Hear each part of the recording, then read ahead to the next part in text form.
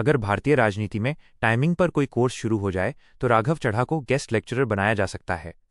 कहानी कुछ ऐसी लगती है कि जब लंबे समय तक सत्ता थी तब ज्यादा हलचल नजर नहीं आई। मुद्दे भी थे, फैसले भी थे, लेकिन आवाज उतनी तेज नहीं थी।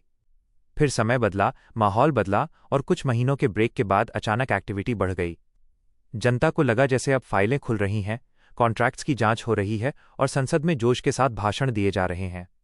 अंदाज ऐसा कि मानो देश की सबसे बड़ी खोज अभी अभी हुई हो। बात रखना अच्छी बात है, सवाल उठाना भी लोकतंत्र की ताकत है, लेकिन लोगों के मन में यही सवाल घूमता रहा कि जब इतने साल मौका था तब यही ऊर्जा और निरंतरता क्यों नहीं दिखी। फिर आया एयरपोर्ट वाला मामला। सरकार पहले ही कुछ एयरपोर्ट्स पर कीमतें कम करने और आम यात्रियों के लिए सस्ती सुविधाएं देने के लिए उड़ान यात्री कैफे जैसी पहल शुरू कर चुकी थी, जहां खाने पीने की चीजें अपेक्षाकृत कम दाम पर मिल सकें।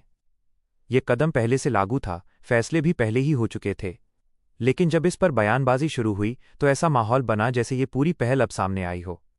भाषण में मुद्दा जोर से उठाया गया, मीडिया में क्लिप्स चलीं और सोशल मीडिया पर संदेश फैलाया गया कि आम जनता के हक की लड़ाई लड़ी जा रही है। आलोचकों को लगा कि जिस काम की शुरुआत पहले ही हो चुकी थी उसका श्रेय लेने की होड़ ज्यादा दिखाई दी। समर्थकों ने कहा कि मुद्दा उठाना ही असली काम है, जबकि विरोधियों ने कहा कि असली काम और उसकी घोषणा में फर्क समझना चाहिए। राजनीति में ये अक्सर होता है कि कोई नीति पहले बनती है, फिर कोई उसे जोरदार तरीके से उठाता है और जनता के सामने वही चेहरा ज्यादा दिखता है जो सबसे ऊंची आवाज में बोलता है। यहां भी कुछ ऐसा ही दृश्य बना। संसद में भाषण दमदार था, शब्द प्रभावशाली थे और प्रस्तुति आत्मविश्वास से भरी हुई थी, लेकिन जनता के एक हिस्से को लगा कि ये ज्यादा पीआर केंद्रित था, काम कम, प्रचार ज्यादा। हर मुद्दे के साथ कैमरे की मौजूदगी, हर बयान के साथ सोशल मीडिया की रणनीति, इससे ये धारणा बनी कि राजनीति के साथ साथ ब्रांडिंग भी पूरी ताकत से चल रही है। फिर सवाल वही, क्या देर से उठाया गया मुद्दा गलत है? जरूरी नहीं, लेकिन निरंतरता की कमी लोगों को खटकती है। अगर 9 साल शांत माहौल रहा और फिर अचानक तेजी आई तो लोग इसे रणनीति के चश्मे से देखते हैं। जनता चाहती है कि जोश हर समय दिखे, सिर्फ सुर्खियों के समय नहीं। एयरपोर्ट की कीमतों का मामला हो या सरकारी कॉन्ट्रैक्ट्स का, लोगों को साफ दिखना चाहिए कि कौन सा कदम कब उठा और किसने क्या भूमिका निभाई। कुछ लोग इसे स्मार्ट राजनीति कहेंगे, मौके को पहचानना और उसे प्रभावी तरीके से पेश करना।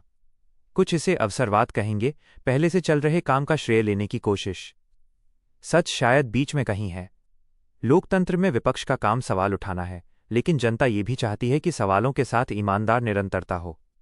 अगर हर मुद्दा सिर्फ सुर्खियां बनाने तक सीमित लगे तो आलोचना होना स्वाभाविक है। आखिर में तस्वीर यही बनती है कि राजनीति सिर्फ नीतियों का खेल नहीं बल्कि प्रस्तुति का भी खेल है। कोई काम पहले हो चुका हो, फिर भी अगर उसे जोरदार तरीके से उठाया जाए तो वही चेहरा चर्चा में आ जाता है। लेकिन जनता धीरे धीरे सब जोड़कर देखती है, कब चुप्पी थी, कब आवाज उठी और किसने कब क्या कहा। हल्की फुल्की रोस्टिंग इसलिए होती है क्योंकि लोगों को टाइमिंग और क्रेडिट की राजनीति साफ दिखाई देती है। अगर काम, निरंतरता और पारदर्शिता साथ साथ दिखें तो आलोचना कम हो जाती है, वरना फिर बहस भी चलती रहती है और राजनीतिक मंच पर तंज भी। वीडियो पसंद आया हो तो लाइक करो, सब्सक्राइब करो। हम आपके लिए ऐसी ही न्यूज़ लाते रहेंगे।